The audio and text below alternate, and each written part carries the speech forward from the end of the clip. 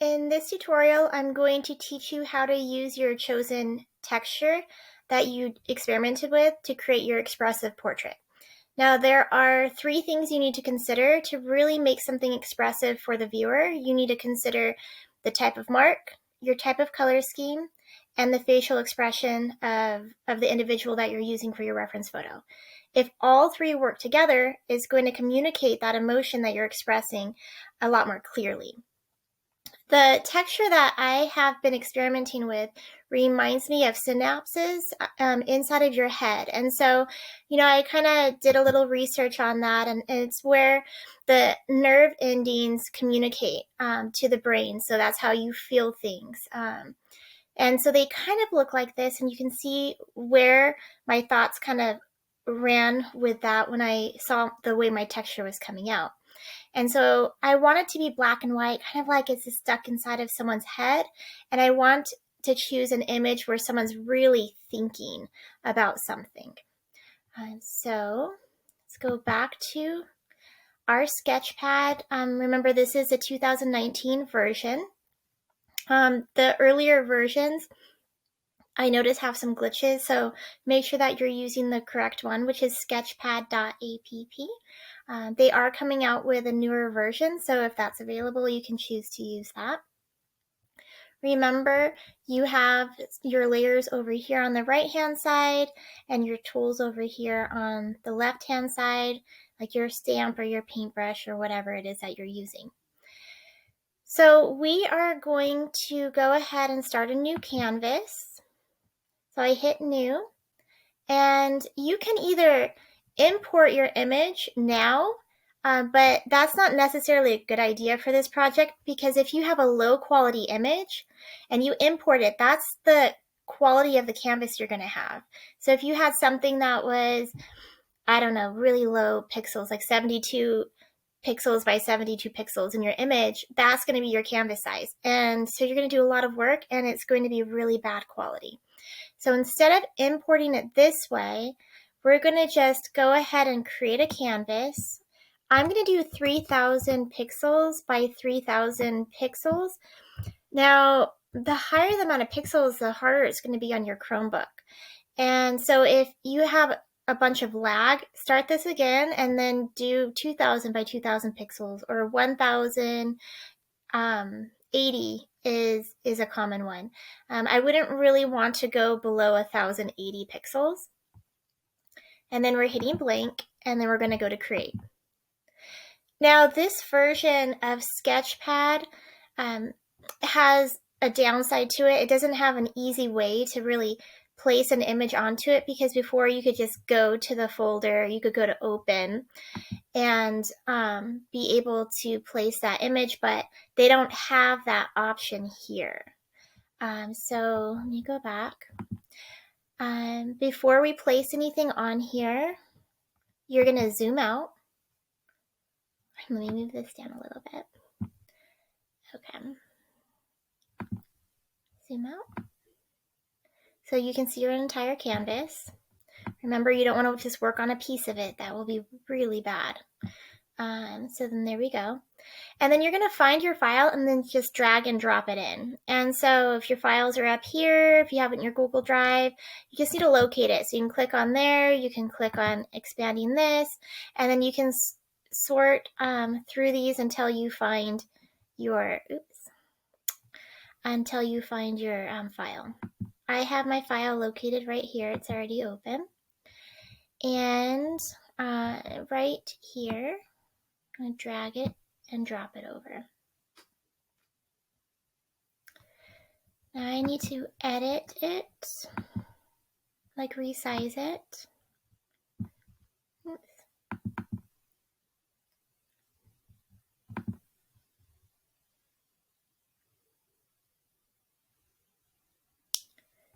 Oh, there it goes. So I guess you just kind of click around on it until it recognizes it. And then I'm going to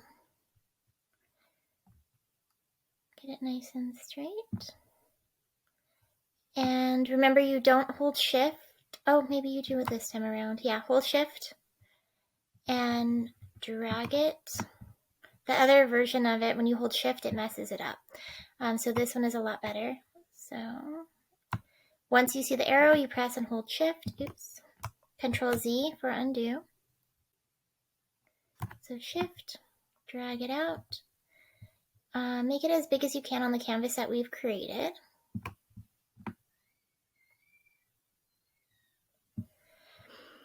Now I can either chop the rest of this off, I can crop it off, or I can leave it and then I can fill the rest of the space with some of my texture if I want to.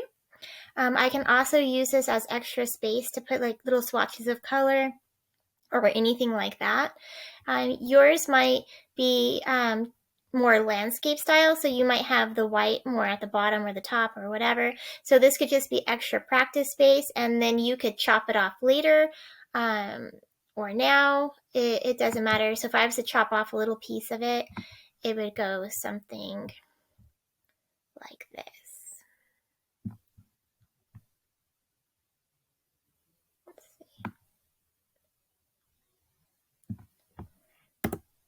So maybe I want more extra space to have my design flow out into that space. It just all depends on what you're going for, okay? So I might want to have him a little bit more this way on my canvas. Okay. Then before you get out of this, you want to change your opacity. Make it kind of see-through, just like that. And let's go ahead and start adding our texture to it. So remember our tools are up here.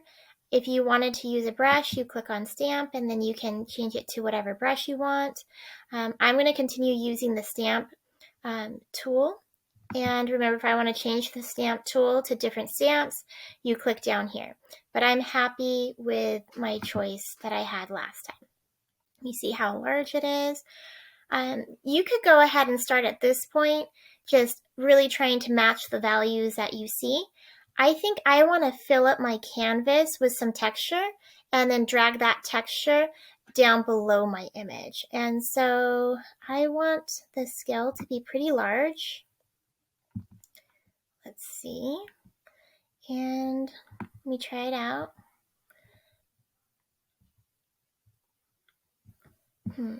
Control Z. I think maybe like a little bit larger for me. See how big it can go. Okay.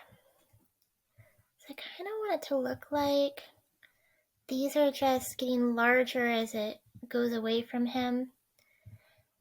Really just trying to get rid of that background for now. So like a base layer, and I know right now it looks like it's on top of him, but we'll switch that around in a minute. A little bit more. I want a little bit of a distinction there, so I'm going to take my color and I'm going to change it to the white. I like the way that it looks, like a milky kind of white when I change the opacity down. And so I'm going to just really get a base on there. It'll help me in the future not have to deal with this background. Okay, maybe I'll go back on top with a little bit of the black again. I want him to really stand out.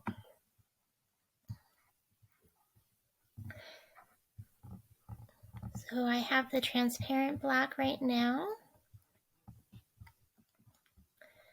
I think maybe I want some black that stands out a little bit more than that though. So let me go to 90. So less transparent. Let's see.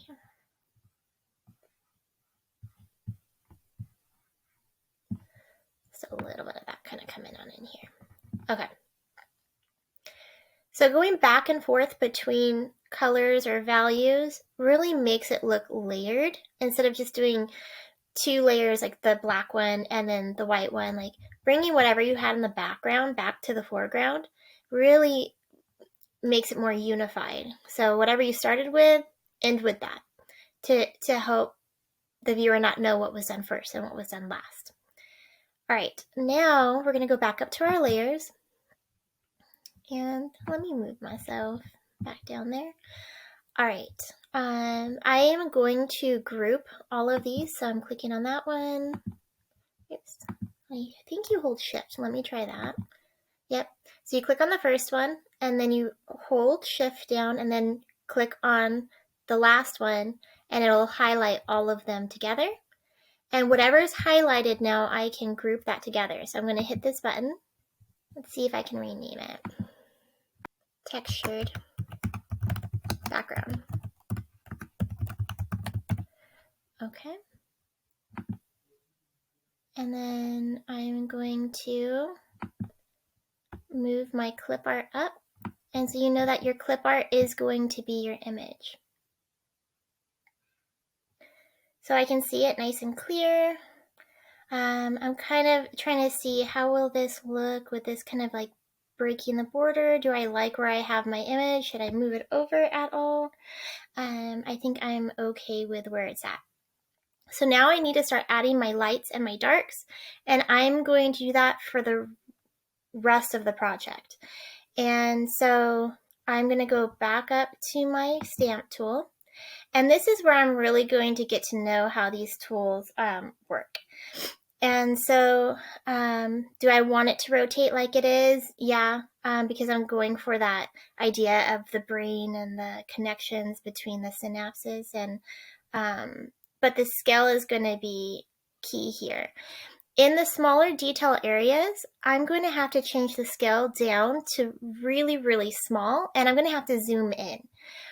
For the larger areas, I can have like a larger scale, but in the detailed parts, you really need to slow down, take your time, and zoom in. And so let's see, my scale is probably too big because I have it at the largest I can have it.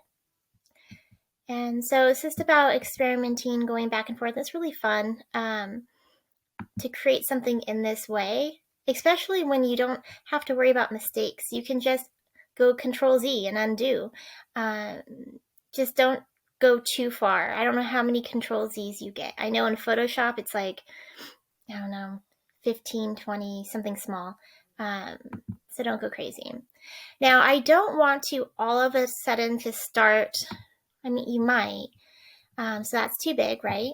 That's too hard to control. Let me make it smaller. You probably don't want to start with too high of an opacity because that is super hard to control. So the more transparent I have it, the easier it's going to be to really work with my layers. Now, if you chose an easier brush to control would be like the web tool or just a normal brush where you can make lines. Where this, if you notice how it's kind of hard for me to make my edges. And then I think if I erase, if I try to use the erase tool, I think it erases all the way through. So like, let's talk about this edge right here. How am I going to get this edge to look nice? So I would just really kind of like throw a little bit of this here, all in the light areas first before I go and change the size of my brush. A little bit more. But I think it would have looked better if I did make this more transparent. But just for the purposes of this demonstration, I'll work just a little bit harder. All right, so if I were to try to use, let me change my stamp to an eraser. I think it erases all the way through my whole artwork. So like, let's say I wanted to erase here. I think see how it erases all through everything. And I haven't figured out how to just erase on this layer itself. And so if that's something that you can find out and share with the class, that would be great.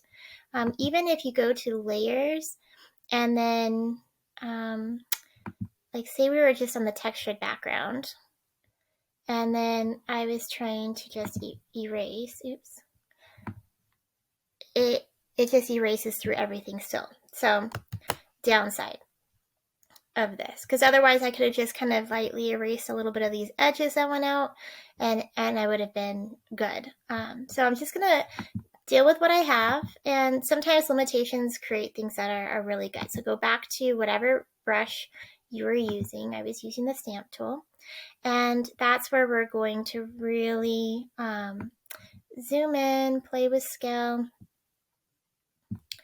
and I'm going to have, I don't know why the fill showed up, so get rid of that and keep your outline, play with your transparency. So I'm gonna go with, let's go with 60%. This is much smaller.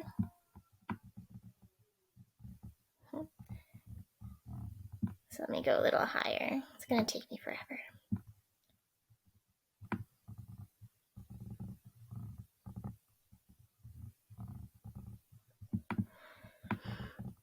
I'm trying to get rid of all of that overspray. So that's why it's probably better to go smaller to begin with. And I want this to look rounded. So now I am going to just really work on trying to get this to blend together.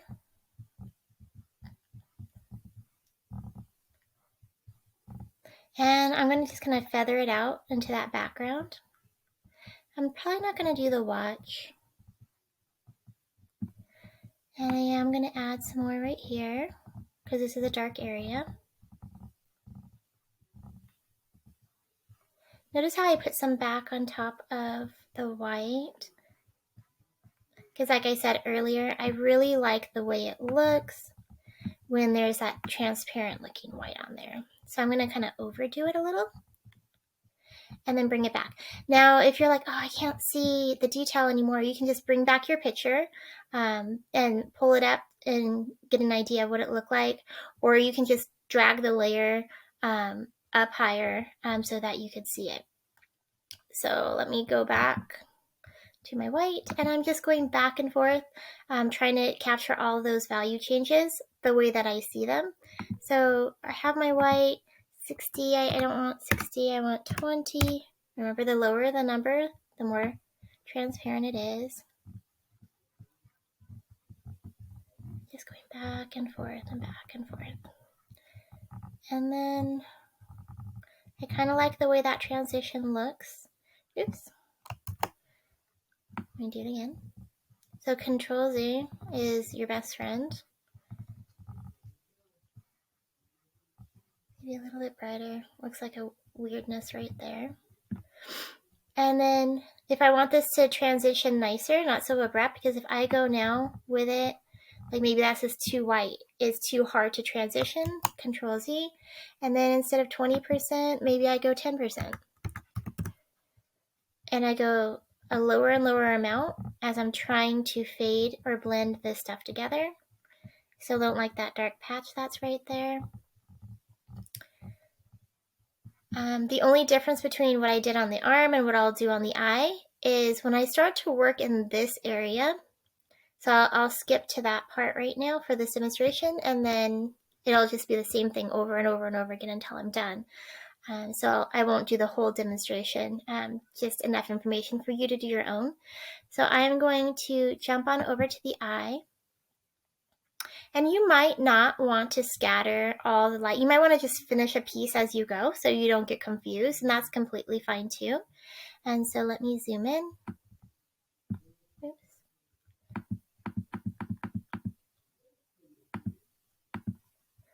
And I think maybe that might be good.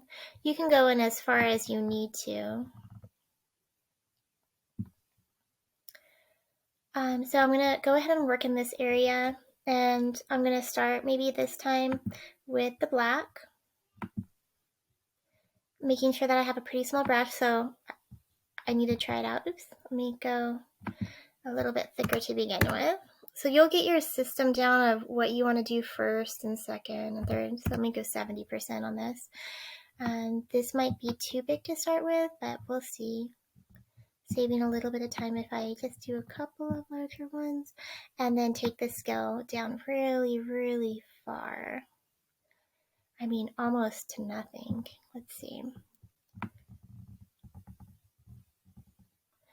And this is where it gets a little bit more time consuming when you're really working on these detail areas. So here it's kind of dark underneath this hand.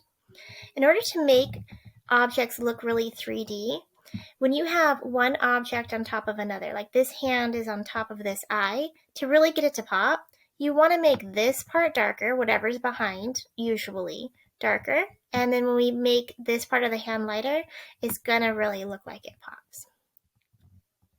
Okay. So you see how this is, we got to be a little bit more careful, a little bit more delicate, kind of going in here, covering up some of that white, really fine tuning it. And you can see how much control I can have on the edge when I have like the hardest brush you could probably choose for this project, just because you can't control the edges as much. And so if you have one of these brushes, that's why I'm choosing this one for this demonstration, you can watch me suffer. But sometimes that lack of control gives you the best results. I am just using my touchpad on the Chromebook. If you have a mouse, that's better than using the touchpad. It'll save you your fingers. Because I'm pressing down with my thumb, and then I'm using my finger to scroll up and down, or just kind of shade in. And that kind of wears at you a little bit. So you might want to use a mouse. If you have a tablet, yes, please use that. That is even better.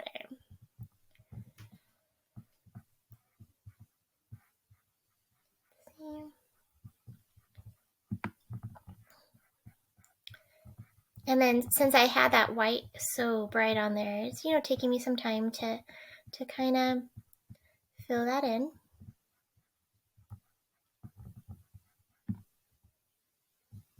Okay. More darks here. I'm even going to put some dark in my light area just to help weave it together. And then I'll go back on top with more lights and stuff that are about the same size as these.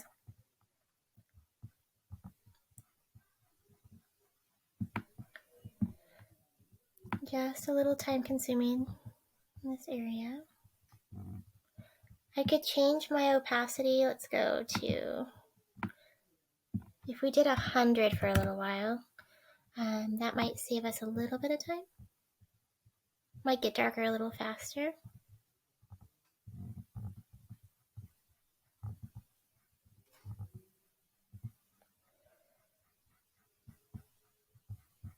The darker it is, the more times I just go over it. You could change the size up a little bit for the larger areas.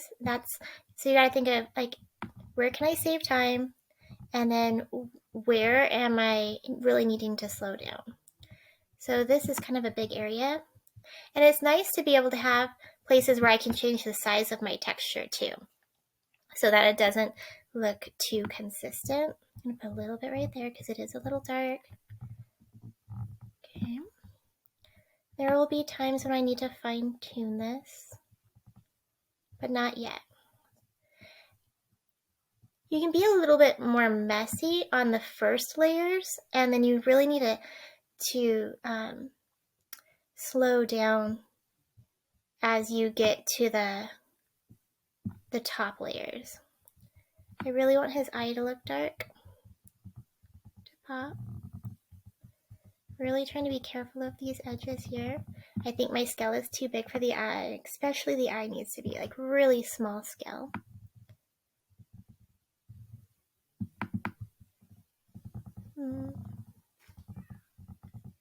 I can add a reflection and whatever on later. And so once I get all of my shadows, and remember I want that hand to pop, so I might even go a little darker right here in this shadow. And then I'm going to put a little bit of these marks a little everywhere. Oh, one thing I forgot to mention is I'm not drawing on top of, there is like a button somewhere in here where it says draw on top of layer. You don't want to do that because then you're drawing on top of the actual photograph, and we want to be able to delete this photograph in the end. So be careful of that. Don't make sure that button, you don't turn that button on. And then I'm going to go back to my white. I could be using grays and whatever, but when I'm using this white and if I use it all transparent, it looks kind of gray. So let's go ahead and we'll do 40%. And you know, this is all a guess.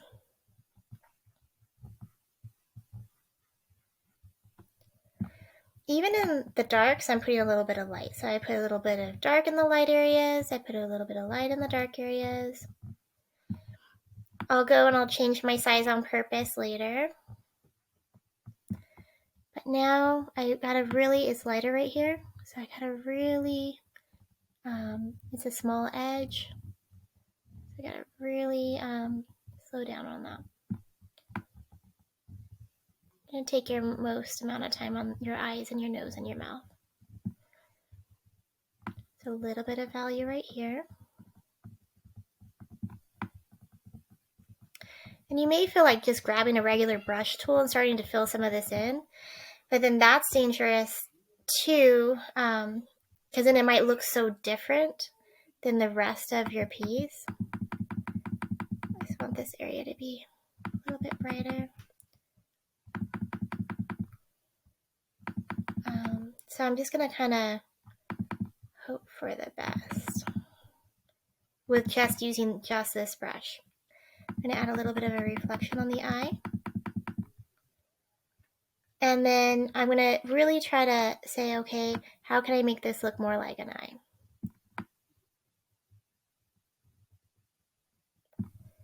So I'm trying to take that light edge a little bit more. And then when we zoom out, we're gonna know where our mistakes are. I'm gonna change this back to black.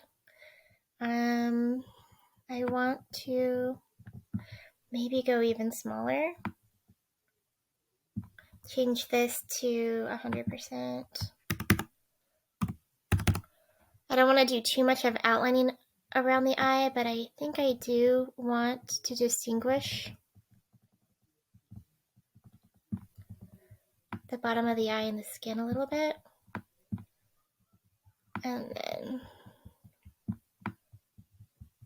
around the eye.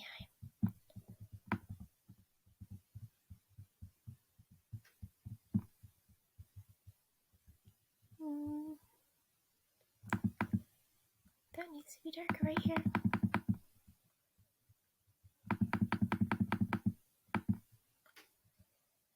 Okay, I can zoom out just to take a look at it. Oops. All right, then you want to go to your layers and you want to find your clip art layer.